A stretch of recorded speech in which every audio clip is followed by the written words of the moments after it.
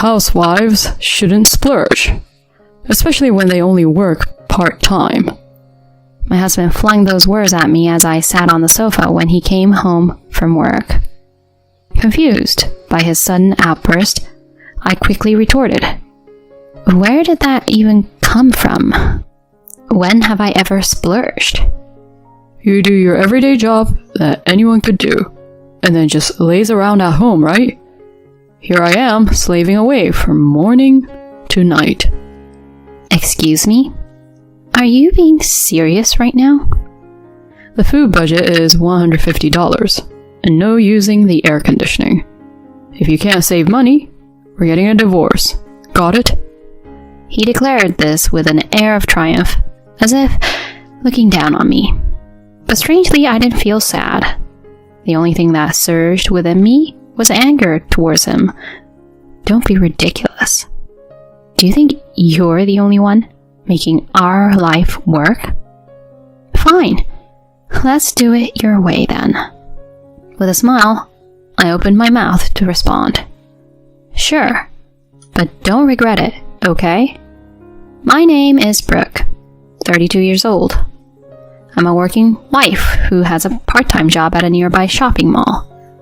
Marvin and I have been married for about 3 years, past the honeymoon phase. We've become accustomed to living together, and lately we really don't hold back. I guess it shows how comfortable we feel with each other. It must be nice to live without walking on eggshells around each other. I'm jealous. That's what a friend told me. But is it really a good thing? It's true, we've become more comfortable compared to when we first moved in together, able to live more freely. But at the same time, I feel like we've started to care less about each other. This realization hit me after a recent incident. That day, I felt sick from the morning, but still went to work. Despite only being a 4-hour shift, I was spent when I got home and collapsed on the sofa, falling asleep right away. Hey, what time do you think it is?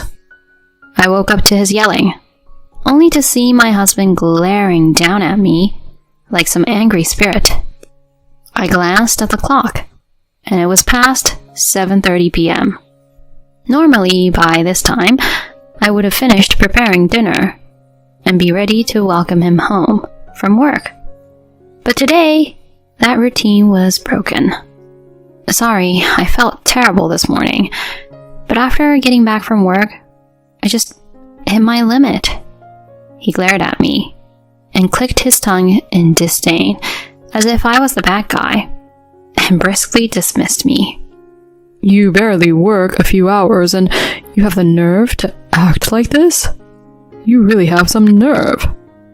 A few hours? It's not about that right now, it's about my health. I work all day no matter how I feel. You can't even manage the housework? Which is practically nothing. Wait a minute. It's not like I'm skimping on housework. Today was just an exception. Excuses, excuses. I'm seriously disappointed. I'm cutting the grocery budget next month. Understand? No. I was stunned, unable to believe he would say such a thing. I had felt his tone getting harsher lately. But to say something like this? Just because I was sick and slept? Why do I deserve this? I'm not even getting that much for groceries as it is. How am I supposed to manage with less? But arguing would only make him angrier. For now, I just acknowledged what he said and tried not to upset him further. It's been almost 2 months since that incident, and honestly, our marriage seems to be heading in a bad direction. The grocery budget was slashed from $385 to $285 overnight, making our already tight finances even tighter.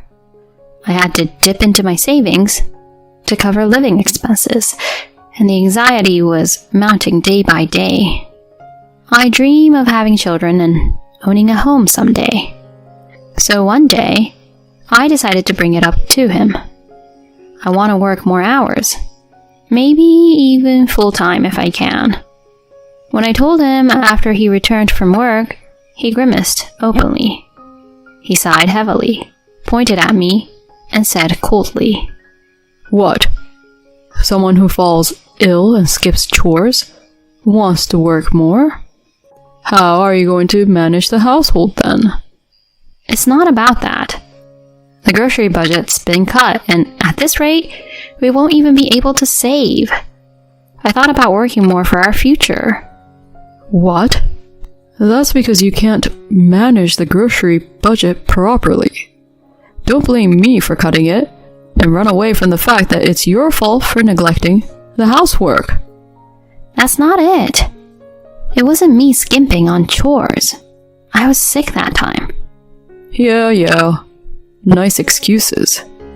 Anyway, I won't allow you to work more hours. Just stick to the housework and manage the budget better. He said this with an air of victory, then grabbed a beer from the fridge and started gulping it down. He's the only one who drinks at home, and yet I have to find a way to include the alcohol in the grocery budget. His utterly unreasonable demands were making me furious. I realized that my love for my husband had disappeared, replaced only by negative feelings. Then, on a particularly hot day with temperatures soaring above 95 degrees, just walking outside made me sweat profusely. After returning from work, I immediately turned on the air conditioning and sipped cold tea while working on the household budget. The expenses were tight with the reduced budget, especially since we bought alcohol. I doubted Marvin would give me extra money, so I decided to supplement the shortfall from my savings. After finishing the budget for the month, it was time to start preparing dinner. I was checking the weather forecast on the TV when I heard the front door open. Huh? As I uttered this, the living room door opened. My husband, who usually doesn't come home this early, appeared in the living room. "Marvin, you're home awfully early today." "Is it a problem if I come home early?" "It's not that, but it's only 6 p.m. You usually don't get home until around 8, so dinner isn't ready yet." "I left work on time today. What an inconsiderate woman." He grumbled as he tossed his work bag onto the floor and roughly took off his suit, changing into casual clothes before glaring at me. "Housewives shouldn't splurge, especially when they only work part-time." He looked at me, sitting on the sofa, as if I were trash. Confused by his sudden outburst, I quickly retorted, "Where did that come from? When have I ever splurged?" "Like right now? Lounging in this cool room?" "No, I was just working on the household budget after coming back from work." "You do a job that anyone could do and then just laze around at home, right? While I work my butt off all day long." "Are you serious?" His one-sided belittling pushed me to my limit. I glared back at him, but he didn't seem the least bit ashamed as he looked down on me. "A failure of a wife, like you, needs more discipline. I'm setting rules starting today." "Rules? What are you even talking about?" "The food budget is $150, and no using the air conditioning. If you can't save, we're getting a divorce. Got it?" He declared this triumphantly, looking down on me. Yet, surprisingly, I didn't feel sad. The only thing that surged within me was anger towards him. Don't be ridiculous. Do you think you're the only one making our life work? Fine, let's do it your way then. With a smile, I opened my mouth to respond. Sure, but don't regret it, okay? Huh? Who do you think you are? When I decide to do something, I go all out. You'll see. He was momentarily taken aback, but soon returned to his arrogant demeanor. Finally, he dismissively said, Knock yourself out then. And started guzzling his beer. The next day, I began to save money in earnest. Of course, I didn't use the air conditioning. Instead, I wrapped ice in a plastic bag, used a towel around my neck, and relied on ice pillows, enduring the heat at home. As for the food budget, realistically, managing $150 was almost impossible.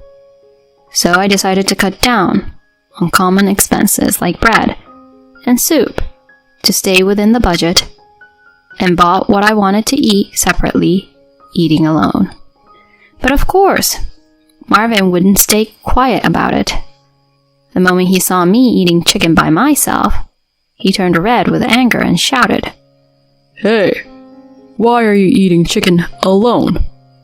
Why? I bought it with my own money. If you want something, buy it yourself. What? Since when did you get so high and mighty, being supported by me? Yes, financially, I've been relying on you. But what about you? At this point, why don't we both handle our own expenses and do our own chores? What? He was visibly shaken and struggled to respond, probably because he didn't know how to do housework. Another day, he came home early and started yelling about the house being too hot. Even then, I made it clear to him. Hot? But that can't be helped, right? You said no air conditioning. That's for when you're alone. Why do I have to suffer in this heat? Then why don't you put an air conditioner in your own room? I've already removed the batteries from the remote because you banned it. What? Then at least give me an ice pillow. Oh, sorry. I only have the one I bought, so if you need one, buy it yourself. This is ridiculous. Even at night, it was sweltering. His casual words had backfired on him. But thanks to this, my savings steadily increased. Not having to supplement the food budget from my savings was the biggest relief, along with a significant reduction in utility bills. With more money in my savings, I made a decision to divorce Marvin. I realized over these months that there was a reason he couldn't give me more for living expenses. He was spending it on his favorite mobile game. I found a card statement in the trash, showing hundreds of dollars in gaming charges. The spending increased each month, likely using the money saved from the food budget. The most recent statement showed charges over $2,000. Seeing that, my already cold feelings turned to ice. $2,000 for a game? While making me suffer and struggle with the budget? Ridiculous. I can't be with this man any longer. Deciding to divorce him, I spoke to my workplace about becoming a full-time employee. Recognizing my work, they immediately agreed to employ me full-time. Starting next month, I'd be working as a full staff member, and I began looking for a new place to live. I found an apartment and prepared to move, making sure Marvin didn't find out. That evening, a sweaty Marvin came home, complaining as usual. I presented him with the divorce papers and calmly said, "Can you sign this?" Huh? What? What is this? Can't you see? It's a divorce agreement. Divorce? What are you suddenly talking about? We weren't even discussing divorce. I just think it's impossible to continue. That's why I'm saying this. You don't really think you have no idea why, do you? His face turned pale, and his smug smile twisted. He stared at the divorce agreement I had handed him, and then shoved it back at me. Breathing heavily, he desperately pleaded. Wait a minute. This has to be a bad joke, right? A joke? You think I'd say something like this as a joke?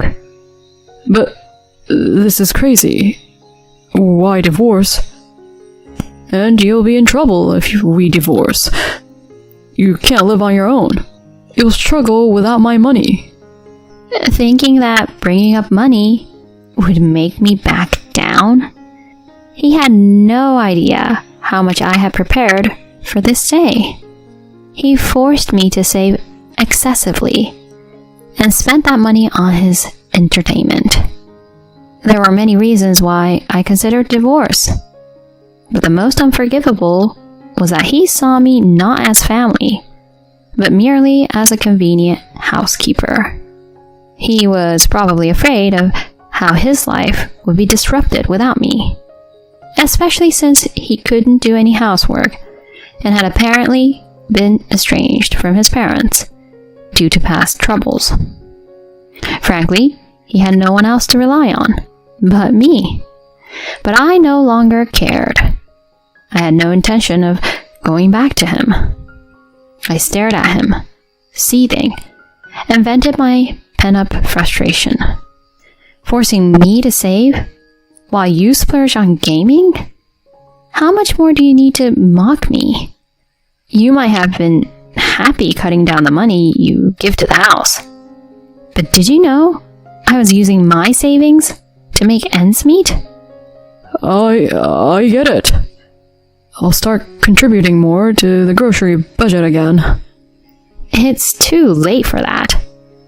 Just so you know, I have no intention of working or doing chores for you anymore. Not even a millimeter.